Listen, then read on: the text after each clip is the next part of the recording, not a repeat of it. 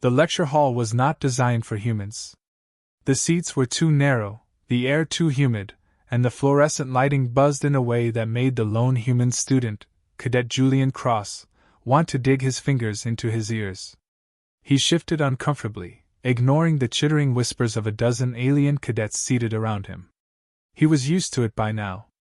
Earth had only recently been invited, begrudgingly, into the Galactic Academy, and humans were still considered a curiosity, an experiment at best. Julian could feel their eyes on him, the way students stare at an odd insect pinned under glass. He kept his expression neutral, because humans had learned fast that smiling unnerved most species here, and showing teeth made them think you were about to attack. Still, it wasn't easy to sit quietly when his every breath seemed like a disruption. At the front of the hall, Professor Shilvex adjusted his elongated spectacles and flicked his six-fingered hand across the hollow display. Images of planets, ecosystems, and plant samples rotated in the air. Shilvex was one of the Academy's most respected xenobotanists, or at least, that's what the administration said in every briefing.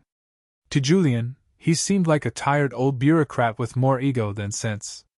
And so, Shilvex droned, his voice a buzzing rasp, we arrive at one of the most perplexing, yet tragically useless flora encountered on the frontier worlds colonized in Quadrant Epsilon.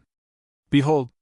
The hollow rotated, enlarging until a single green stalk with broad leaves shimmered before them. It looked perfectly ordinary to Julian. In fact, it looked familiar.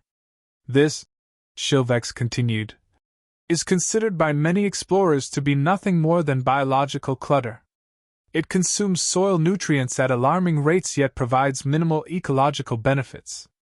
No medicinal properties, no toxins, no defensive structures, merely fragile stalks producing swollen pods that attract pests. Utterly useless. Colonists frequently burn fields of the stuff to make way for more practical crops. A ripple of laughter spread across the room, clicking mandibles, gurgling throats, and squeaks of amusement in a dozen languages. Julian raised his eyebrows. He leaned forward slightly, eyes narrowing at the image. The professor flicked his wrist, zooming in on the pod. Note the grotesque bulbous growths. They serve no known purpose except perhaps to burden the plant until it collapses. I stress to you, cadets, this is a perfect example of evolutionary failure. A weed unworthy of serious study. Julian's hand shot into the air before his brain could remind him to stay quiet. The room went dead silent. Every alien eye turned. Some blinked in confusion. Others twitched their antennae with amusement. The human had interrupted. Shilvex blinked both sets of eyelids and tilted his angular head. Yes. Cadet Cross? Julian cleared his throat. With respect, Professor, that's not useless. We eat that. The silence deepened into a suffocating void. A few cadets emitted confused clicks. One let out a screech that might have been laughter. Shilvex stiffened, his narrow shoulders lifting high. I beg your pardon? Julian leaned forward, pointing at the pod displayed above them. That's maize. Corn. Humans grow entire continents full of it. We make food, fuel, sweeteners, you name it. We've bred hundreds of varieties. It's one of the cornerstones of our agriculture. The room erupted. Some cadets laughed openly, slamming appendages against their desks. Others hissed in disbelief. One furred student covered its face with its claws, muttering as if the sheer absurdity might contaminate it. A reptilian cadet with pale scales turned to Julian and sneered. You eat the podweed? Your species consumes this failure of evolution? Julian felt his face flush. He clenched his jaw but kept his voice steady. Yes. Billions of us. Every year. It's not a failure, it's a foundation crop. Maybe not for you, but for us? It's survival. Shilvex twitched his mandibles in what Julian had come to recognize as disdain. Cadet Cross, the Academy tolerates your eccentricities for the sake of diversity. But claiming this weed is of cultural importance? It is laughable. Surely you jest? Julian shook his head. Not joking. Humans cultivated it thousands of years ago, Entire civilizations depended on it. We still do. The alien professor let out a long, drawn-out hiss. Unbelievable. And yet, tragically believable. Humans are, after all, known for consuming dangerous, unsanitary, even toxic substances. Your species poisons itself with fermented liquids, scorches meat with open flame, gnaws at fibrous stalks no sane creature would chew. Perhaps it is no surprise that you would reduce yourself to eating podweed. That got another wave of laughter. Julian bit the inside of his cheek. He had promised himself he wouldn't rise to their bait. That he'd be diplomatic. But something inside him flared, a stubbornness born of 1,000 years of being underestimated. He thought of his grandmother's kitchen, of roasted corn on summer grills, of tortilla chips and popcorn in movie theaters. He thought of entire families depending on harvests. He stood up. The laughter faltered at once. Nobody stood during lectures unless ordered. With respect, Professor, Julian said firmly, you're wrong. You think that plant is useless because you've only looked at it through your lens. Humans saw possibility. We took something wild and fragile and made it one of the most important crops in history. We didn't burn it. We raised it. A ripple of whispers ran through the room. Shilvek stared at him with wide, unblinking eyes. Are you lecturing me, human? Julian exhaled slowly. No, sir. Just correcting an oversight. The tension was thick enough to choke on. Finally, Shilvek clicked his teeth and flicked his wrist, dismissing the hollow. Sit down, Cadet Cross. Your peculiar cultural quirks will be noted. For the purposes of this academy, however, podweed remains classified as ecologically irrelevant. Julian sat back down. His chest still burned, but he kept his expression neutral. Around him, the alien cadets whispered and snickered. One turned and muttered something like, "Weed eater," under its breath. Julian ignored it. But he couldn't shake the thought running through his head. If the galaxy didn't even recognize corn as food, what else had they overlooked? That night, in the academy dormitory, Julian found himself cornered by a trio of cadets from different species. They weren't aggressive, just curious, eyes glinting with amusement. Human? One asked. Is it true you eat podweed every day? Julian crossed his arms. We call it corn. And yes. Another cadet leaned in, flicking a tongue over sharp teeth. Prove it. Julian frowned. Prove what? Bring some, the cadet hissed.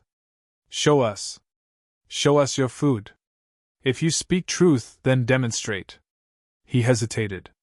Smuggling Earth crops into the academy wasn't exactly allowed. Imports were tightly regulated, especially biological samples. But the challenge hung in the air, daring him. Fine, Julian said slowly. You want proof? You'll get it. The aliens chuckled, their strange voices echoing down the corridor. We look forward to watching you choke on your weed, human. When they left, Julian leaned back against the cold wall, staring at the ceiling. He didn't know how he'd get corn past the academy's filters. But one thing was certain, he couldn't back down now. Not after standing up in class. Not after challenging the professor. He grinned faintly despite himself. The galaxy thought corn was useless. Tomorrow, he'd show them just how wrong they were. The murmurs had not stopped echoing through the vaulted lecture hall even days later. The human student, Aiden Cross, who had dared to interrupt Professor Cernic's lesson and challenge the Council Academy's botanical doctrines, had become the subject of whispers. Some laughed at him. Some mocked. Others were curious. The so-called useless weed, the broadleaf ground plant that Aiden had boldly called food, now occupied far more attention than any official coursework. And Professor Cernic was furious. You see, Cernic's voice boomed the following week, long spindly limbs pacing the lecture stage with exaggerated flourish. This is why your kind struggles with academic discipline. You treat weeds as delicacies. You call pests companions. You confuse survival with science. The council exists to refine knowledge, not regress to primitive methods. He flicked a thin claw at the holographic image projected above the hall, a magnified rendering of the plant in question, every vein and root structure exposed for ridicule. Aidan sat still in his seat, jaw tight but eyes glinting with something unshakable. He'd grown up in New Texas archaeology, where kids learned to identify edible weeds before they could read, because in a dome with failing supply chains, you either knew how to live off scraps or you starved. Aidan raised his hand again. Gasps rippled across the tiers of alien students. A few actually hissed in disbelief. Cernik stopped pacing. "Oh no. Not again. Professor," Aidan said calmly. "Have you ever actually eaten one?" Laughter broke out. Cernik's translucent throat sac puffed in indignation. "Eat it? Child, these weeds are not even considered biomass worthy of livestock. Their caloric yield is negligible, their fiber coarse, their taste." "You've never eaten one," Aidan interrupted. The hall froze. The sheer audacity of cutting off a senior professor, especially one as notorious as Cernik, was enough to send several species present into nervous twitches. A Draxan student clicked its mandibles in distress. Cernik's eyes narrowed. "I do not consume refuse." Aidan leaned back with a shrug. "Then you're not qualified to say what they are." The laughter that followed this time wasn't directed at Aidan. It was sharp, uncomfortable, fractured. Some of the students were starting to realize something unsettling. The human wasn't joking. Professor Cernik slammed the hollow control, and the plant vanished. "Fine," he spat. "You want to demonstrate your primitive Earth rituals? Very well. I will make you regret it." The following day, the entire Xenobotany cohort was dragged out of the lecture halls and onto the outer training grounds, a sealed biodome designed to replicate unregulated ecosystems from across the galaxy. Students whispered to each other as they stepped onto the mossy soil, gazing at twisting trunks and luminescent foliage. Predatory birds shrieked overhead. The dome's gravity pulsed slightly heavier than normal, meant to simulate harsher planetary conditions. Professor Cernik stood with his arms clasped, expression smug. "Class, we will conduct a practical. The human believes weeds have value? Let him prove it." With a gesture, he extended a claw toward a stretch of land overgrown with tangled greenery.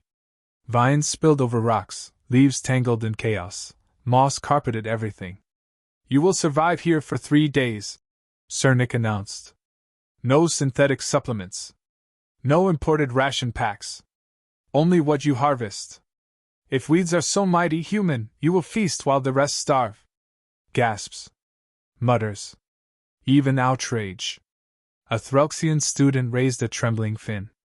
"Professor, is this sanctioned?" Cernik's eyes gleamed. "The Academy encourages field demonstration. If he survives, then perhaps weeds hold secrets. If he fails..." His throat sac rippled in amusement. "Then he learns humility." The group was herded into the wilds. Aidan didn't protest. He just cracked his neck, looked at the thicket, and smirked. 3 days? Easy. The first night broke most of them. By dusk, stomachs growled and panic set in. Students scrambled, tearing leaves, nibbling bark, poking at fungus with styluses. But most of what they grabbed was bitter or outright toxic. One poor Draxan keeled over retching after chewing a spore cluster. Another, a feathered Rilari, nearly poisoned itself on bright berries that glittered like jewels. Aidan, meanwhile, had stripped a bundle of broad leaves, ground their stems between 2 stones, and started weaving them into a rough bundle. He dug with his hands, pulling out fibrous roots, shaking soil off them. The alien students stared. "What are you doing?" one hissed. "Dinner," Aidan said simply. He crushed the roots against a flat rock, then gathered stones, twigs, and with a practiced rhythm, sparked a fire. Within minutes, the dome's twilight was lit by orange glow, and the smell of something cooking drifted through the clearing. The students' stomachs clenched tighter. The smell was earthy, rich, familiar in ways they couldn't explain. Cernik, watching from the dome's observation chamber, narrowed his eyes. The human wasn't supposed to adapt so quickly. By the second day, things had changed. The students who mocked Aidan were now following him. He showed them which vines contained water if you cut them, He pointed to a creeping weed with tiny seeds that, once roasted, popped like corn. He plucked broad leaves, rubbed them between his fingers, and smiled. See this? Natural antiseptic. Wrap a wound in it, infection doesn't spread. They were taking notes now. The same aliens who laughed at him in the lecture hall were begging for guidance. And Aiden gave it freely. By nightfall of day 2, the campfire was surrounded by students chewing roasted roots, sipping vine water, and sighing with relief. Aiden grinned as he watched their expressions. Tastes different when you're starving, huh? He said. No one laughed. They only ate. But Cernik wasn't done. On the 3rd day, the professor escalated. He ordered the biodome's regulators to release predators. Small, scaled quadrupeds, their eyes glinting with hunger, crept from the underbrush. They weren't lethal to a trained survivalist, but to pampered academy students? Deadly? The students shrieked, scattering in terror. One tripped over a root. Another scrambled up a tree. Aiden, however, didn't run. He crouched, hand brushing the ground, eyes scanning the weeds at his feet. Perfect, he muttered. He ripped handfuls of fibrous weeds, twisted them, braided them tight, his fingers moving with practiced speed. Within minutes, he had a makeshift sling. He shoved a rounded stone into it, swung once, and released. The stone cracked against the predator's skull. It dropped instantly. The other creatures froze. Aiden stood tall, sling whirling lazily in one hand. His voice was steady. Stay close to the fire. They fear it. If they charge, aim for the eyes. The students obeyed. One even dared to grab a burning branch and wave it, shrieking in fear but forcing the predators to back off. Minutes stretched into hours. But the predators never breached the circle again. When dawn broke, the creatures were gone. The students, wide-eyed, were still alive. And all of them were staring at the human with something new in their gaze. Not mockery. Not curiosity. But respect. From the observation chamber, Professor Cernik seethed. His carefully orchestrated humiliation had backfired spectacularly. The human hadn't just survived.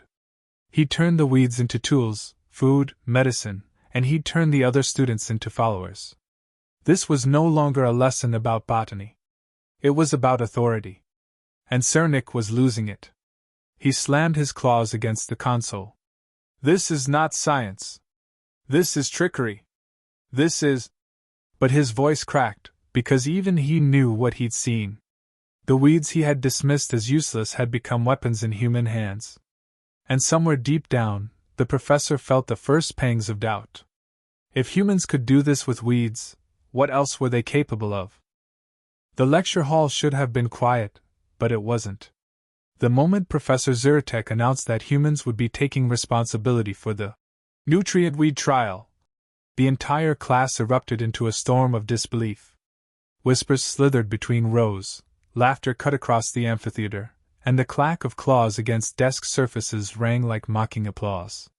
For most of the alien students, the trial was a waste of resources. For some, it was entertainment. But for Aiden, the human student now standing in front of a very large projection of the green plant, it was something else entirely. He didn't smile, didn't flinch, and didn't look away. He simply said, "Then let me show you what food really means." No one expected him to take the lead like that. Zyrtek, in fact, had been so certain the human would back down that for the first time in his long academic career, the professor faltered midword. His antennae curled inward, signaling unease, though his tone remained harsh. "Human, understand, this trial was assigned as an exercise in futility. No organism in the tested sectors has ever consumed this weed without cellular collapse within minutes. You cannot change biochemistry with stubbornness." Aiden crossed his arms, eyes glinting with an odd mix of stubborn defiance and amusement. "Professor, with all due respect, stubbornness is exactly how humans survive." Laughter rang out again, sharper this time, though it carried a nervous undertone. Some of the students remembered Earth's classification, a death world, ranked higher than most warfront environments. Predators stalked in daylight there. The atmosphere was prone to sudden, violent shifts. the plant life had evolved to poison, sting, or burn. Yet somehow, humans thrived. It was a paradox most species avoided trying to comprehend. Zyrtec tapped his mandibles together. Very well, if you insist on spectacle, then spectacle you shall have. You have 7 planetary cycles to demonstrate this. Food. Should you fail, your grade will be expulsion. The class gasped.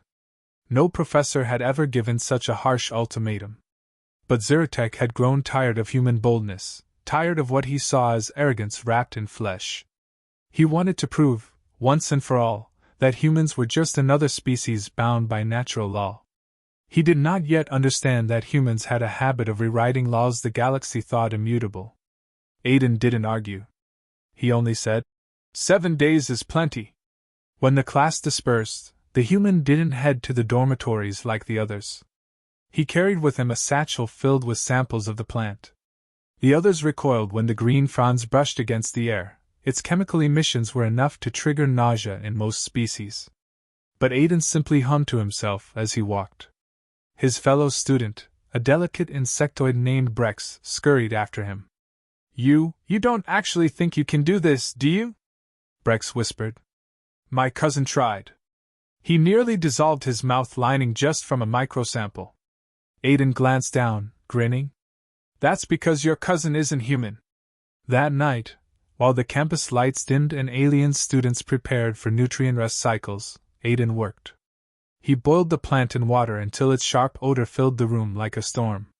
He dried slices over controlled flame, ground the leaves into powder, and even chewed carefully on the stems, spitting them out only when his tongue went numb. Each failed attempt only seemed to push him deeper into the challenge. He scribbled notes, drew diagrams, cross-referenced human cooking techniques with xenobiology databases. By the second night, he wasn't alone. Brex, despite his nervous clicking, hovered nearby with instruments, scanning toxins, muttering dire predictions. Every test says impossible, he insisted. Yet you continue. Aiden chuckled. Every test also said humans couldn't survive frost cycles on Europa, or sulfur vents on Io. Guess where we built colonies anyway? He stirred a pot, eyes flickering with that dangerous curiosity his species carried like an ember in the chest. On the 3rd day, the whispers began to spread. Word traveled through the Academy's networks. The human was still alive. More astonishingly, he was consuming portions of the weed in various forms without immediate collapse. Students crowded the laboratory's observation windows, pressed their snouts, mandibles, or eye stalks against the barrier, watching in morbid fascination. Zyrtec himself visited unannounced, his robes sweeping behind him, his eyes narrowed.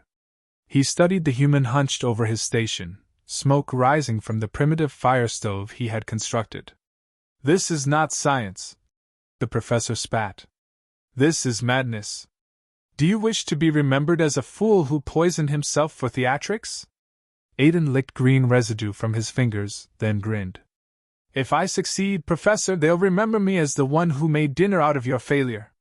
The confrontation could have ended there, but Zyrtec raised the stakes. Very well. In 4 cycles, you will present not only your survival, but a demonstration. You will serve this food to the Academy Council. If you fail, your expulsion will be permanent and public. You will leave this institution in disgrace, a warning carved into the records. Aiden nodded without hesitation. Deal. Brex nearly fainted. Serve it to others? You'll kill them. Not if I figure out how to cook it right, Aiden replied calmly. The next days blurred into a frenzy of experimentation. Aiden tested fermentation, noting how time altered the chemical bonds. He mixed the plant with minerals, observing how heat changed its structure. He combined it with trace amounts of human-safe spices he'd smuggled from Earth. Every attempt came with risk. His skin blistered once, his throat burned another time, and more than once Brex had to drag him to the medical wing. Yet each time, Aiden bounced back, smiling, muttering, "Closer. I'm getting closer." By the 6th night, he succeeded. The plant, roasted at the right temperature, seasoned with salt and acidic reduction, lost its deadly potency. The scans confirmed it. The toxicity levels had plummeted below danger thresholds. To humans, it was now edible. To other species, tolerable in trace amounts. And more than that, it was delicious. Brex himself, trembling, tasted a flake. His antennae straightened in shock. It's good. By the stars, it's actually good. Word spread like wildfire. The night before the presentation, the campus buzzed with speculation. Some believed the human had found a loophole. Others swore he'd engineered a false test. And some whispered in awe that maybe, just maybe, humanity had done it again. Taken the impossible and made it edible. When the final day dawned, the lecture amphitheater overflowed. Students from across departments crowded the chamber, recording devices glowing. The council sat in rigid rows, and Professor Zyrtek stood at the front, arms crossed, exuding grim satisfaction. He was certain the human would fail under the weight of scrutiny. But then Aiden walked in, carrying trays. Steam rose from them, rich and aromatic. The alien students recoiled instinctively, then hesitated, their senses confused. The odor was not the sharp, burning stench of the weed. It was something else, warm, savory, even inviting. Aiden placed the trays on the council's table, then stepped back. Ladies, gentlemen, and beings of the Academy, I present what you once called a useless weed. We call it food. The silence was suffocating. Zyrtek's mandibles twitched furiously. You dare mock this council with theatrics? But then one counselor, curious beyond reason, lifted a small portion. He scanned it. The toxin levels read safe. He tasted. His eyes widened, mandibles clicking in astonishment. By the void, it's edible. Another counselor tried, then another. Murmurs rippled through the room. Some spat it out in alarm, but others chewed slowly, astonished. The amphitheater erupted into chaos, shouts, cries of disbelief, even laughter. Aiden stood tall. On Earth, Professor, we learned to take poison berries and make jam. We learned to turn bitter roots into medicine. You saw death in this plant. We saw potential. That's the difference between giving up and cooking dinner. The tension reached its peak. All eyes turned to Zyrtek, who now faced a humiliation deeper than any academic slight. His claws trembled on the podium. He could order the human expelled, claim fraud, or acknowledge what had happened. His lecture on futility had been rewritten before his very eyes. The professor leaned forward, mandibles clicking in slow, sharp rhythm. This is not the end, he hissed. And Aiden, smiling faintly, replied, No, Professor. It's the beginning. The amphitheater erupted again, not in laughter this time, but in applause, alien hands, claws, and tendrils thundering against desk surfaces. The human had done what no one thought possible. And everyone knew the real confrontation had only just begun.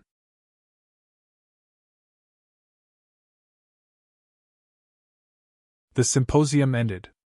The semester rolled forward. But something had changed at the Academy forever. The students no longer saw useless the same way. They questioned more. They tested assumptions. And in quiet corners, they broke bread together, literally, learning that sometimes the simplest things carried the deepest truths. As for Eli, he was content. He hadn't set out to spark a revolution in thought. He just wanted to remind them that humans had survived not because they conquered the galaxy, but because they learned how to turn weeds into food, and food into culture. On his way out of class one evening, a group of alien students stopped him. Vrak was among them, holding another steaming loaf clumsily in his claws. We made this one, the predator said proudly. Still not as good as yours. But it feels different, eating together. Eli grinned. That's the point. And as the group tore into the bread, laughter echoing through the halls of the most prestigious academy in the galaxy, Eli thought that maybe, just maybe, humanity's strangest lesson was the one the galaxy needed most. Because sometimes, the universe didn't change with weapons or treaties. Sometimes it changed with food.